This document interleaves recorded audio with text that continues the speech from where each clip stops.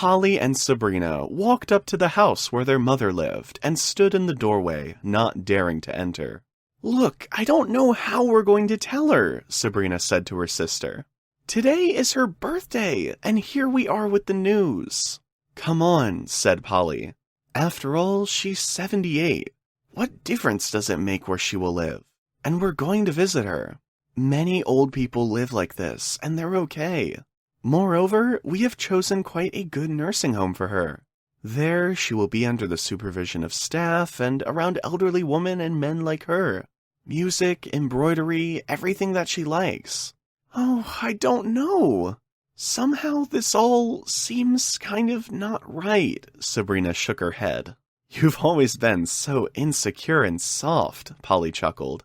"All right, let's go and see what happens." Rachel opened the door almost immediately as soon as she heard a knock. "My dear daughters!" she rejoiced and began kissing and hugging them. "It's good that you didn't forget about me and came to visit me on such a day. Come in quickly, I have a cake. Now I will make delicious fresh tea, make coffee for you, Polly, as you like." "Mom, calm down." Sabrina touched her arm and gently seated her in a chair. On the arm of the chair lay a fluffy gray cat. He glanced, displeased at the guests, then jumped down from his chair and lay down at the feet of his old mistress. "Do you want to talk to me about something?" Rachel asked, looking from one daughter to the other. "Maybe you have a surprise for me?" "Yes, Mother," Polly began. "Well, not really. Or do I say it?" "Of course, we came to wish you a happy birthday," Sabrina supported her sister.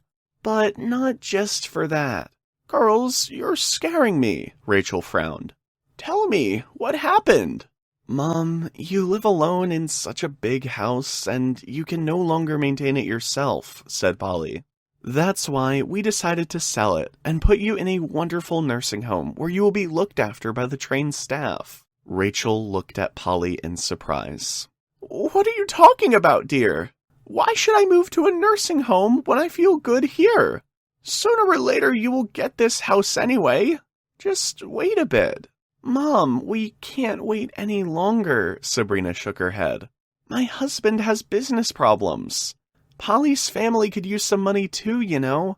Your great-granddaughter Ruth has been offered a very promising job. She can't refuse it, and it costs a lot of money. We have made our decision, and you should agree with it." Rachel shook her gray hair and straightened up. "I'll tell you what, my dear daughters. You get up and leave this house.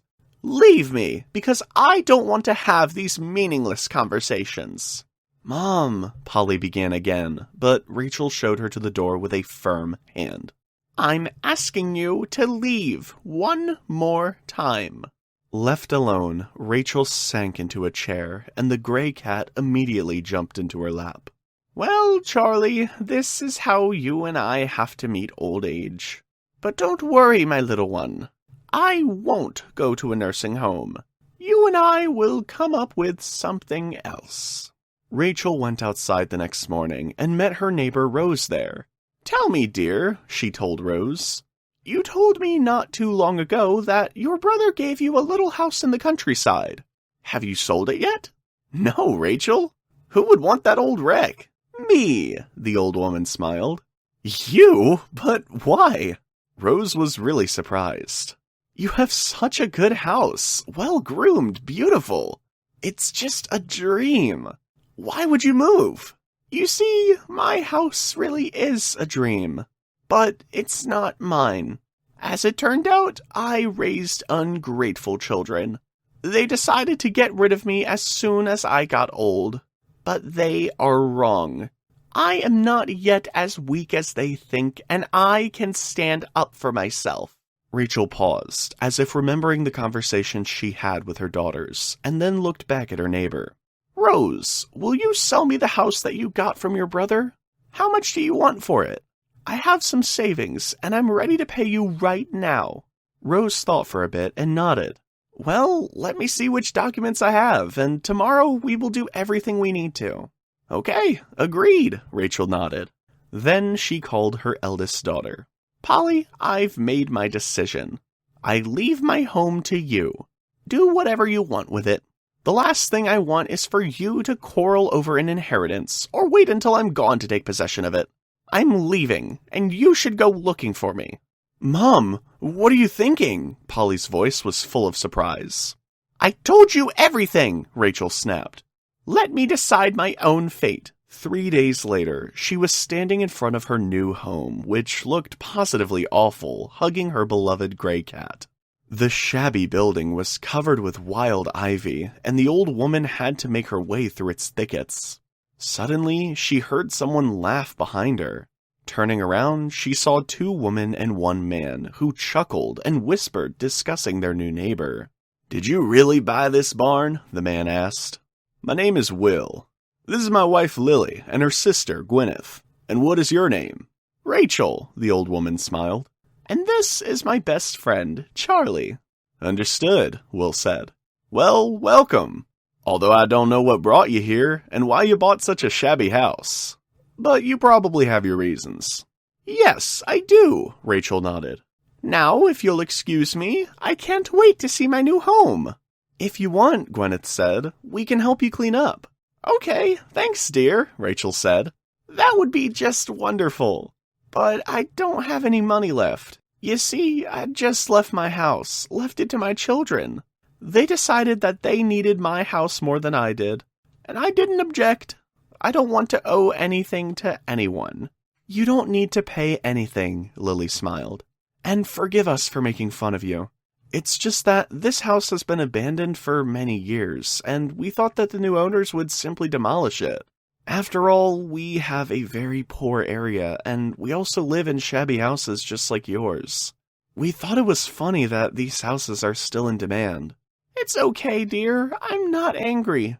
Life has taught me to be grateful for everything that heaven sends us, and I could use your help." For almost 3 days, Rachel and her neighbors have been cleaning up the little house she had bought, and in the end, it acquired a more or less decent look. Pouring tea into small cups, Rachel thanked her neighbors for their help. "I don't know what I would do without you.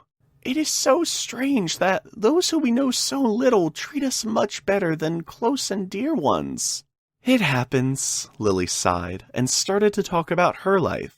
It turned out that after the death of her parents, she grew up in a foster family with Gwyneth. Will lived next door, and they often played together.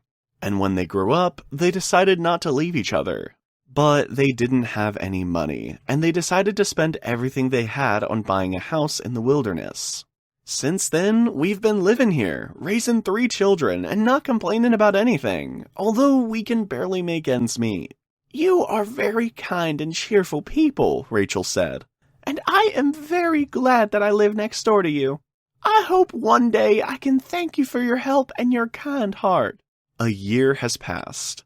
During all this time, Rachel's daughters never visited their mother and only occasionally called her on the phone. But the conversations got dry and crumpled, and therefore Sabrina and Polly reluctantly dialed their mother's number, considering her almost crazy. Rachel understood everything and was glad that her new house was not worth very much, which meant they would not claim it. One day, Rachel saw Charlie scratching the floorboards in the corner and meowing loudly. "What's wrong with you, dear?" the old woman asked. When she got closer, she gasped. The floorboards in this place had completely rotted away, and long stripes remained from the cat's claws. "Oh, you bandit! What have you done?" Rachel exclaimed, and pushed the cat away, and then tried to lift the board and gasped again. It moved without much effort. The next second, Rachel saw a rag with something wrapped in it. "What is it?" The old woman was surprised, and when she pulled out her findings, she fearfully pressed her palm to her lips. Old coins, jewelry, and precious stones fell from a rag onto the floor. It had lain under the floor of this house for a very long time. Rachel did not touch this treasure and hurried to Will because she simply did not know what to do. The man was as surprised as she was and pondered for a long time. "You know, Rachel," he said at last, "you are very lucky. Now you're rich. But I would not advise you to keep these treasures as they are now. It is better to do everything according to the law." "Help me, Will. I can't do it on my own." "Let's try it, Rachel," Will replied. "But maybe you will ask your children?" They will be very happy. I don't even doubt it. But unfortunately, they did nothing to make me want to please them. Over the past year, you have become my family.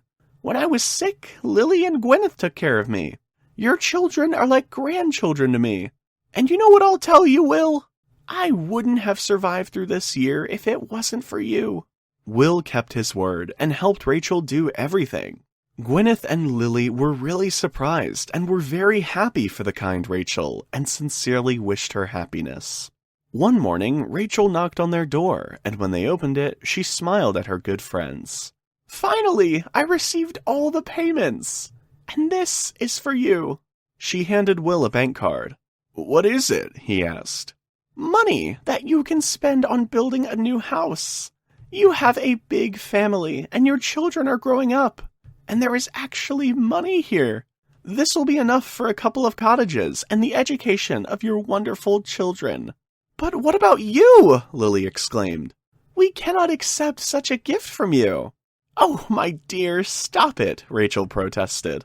You gave a great deal more. You gave me care, love, and happiness that needed. Very soon, construction began on the street where Rachel and Will's houses stood, and after a few months, the place was unrecognizable. Rachel also got her house renovated, and now it looked very good, and the old woman was very happy with it. And the neighbors never could thank her enough for her kindness.